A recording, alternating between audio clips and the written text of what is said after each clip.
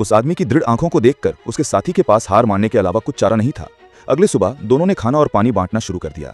उसके साथी ने कार का इंजन ठंडा करने के बहाने ज्यादातर पानी ले लिया। जाने से पहले उसने उस आदमी को एक सैटेलाइट फोन दिया और कहा कि वे यात्रा के दौरान बातचीत के लिए इसी पर निर्भर रहेंगे। समय वापस आ जाएगा, हम बहुत अमीर हो जाएंगे। हाँ, ये कहकर वो चला गया। अपने साथियों के जाने के बाद उस आदमी ने पहले सोने की सतह को रेत से ढक दिया और फिर कैनवस से एक साधारण धूपदान बनाया। जलाऊ लकड़ी इकट्ठा करते समय उस आदमी को गलती से एक हवाई जहाज का मलबा मिल गया।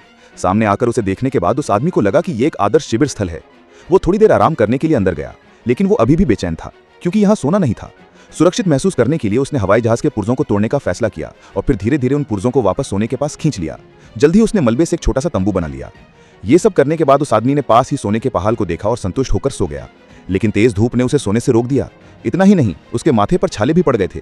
वो आदमी दर्द और भूख सहता हुआ सोने के पहाड़ के पास पहुंचा। सामने चमकते सोने के पहाड़ को देखकर वो अब और सहन नहीं कर सका। उसने अपनी पूरी ताकत लगाकर सोने का एक टुकड़ा तोड़ दिया। जब वो सोच ही रहा था कि उसे बनाने के बाद वापस लौटना चाहिए या नहीं, तभी उसके साथी ने सैटेलाइट फोन पर कॉल किया। कॉल के दौरान साथी ने बताया कि कार का इंजन खराब हो गया है और वापसी में देरी हो सकती है। ये सुनकर कि उसे अभी भी इस बंजर जगह पर डटे रहना है, उस आदमी को अपने साथी को बताना पड़ा कि उसने सोने का एक टुकड़ा तोड़ दिया है और वो अब और नहीं रुक सकता। उसे उम्मीद थी कि साथी उसे बनाने के बाद जल्दी से उसे लेने आएगा। हालांकि इस समय साथी पहले से ही पैसों के मुंह में डूबा हुआ था। वो एक छोटे से सोने के टुकड़े से संतुष्ट नहीं था। उसका लक्ष्य पूरा सोने का पहाड़ था।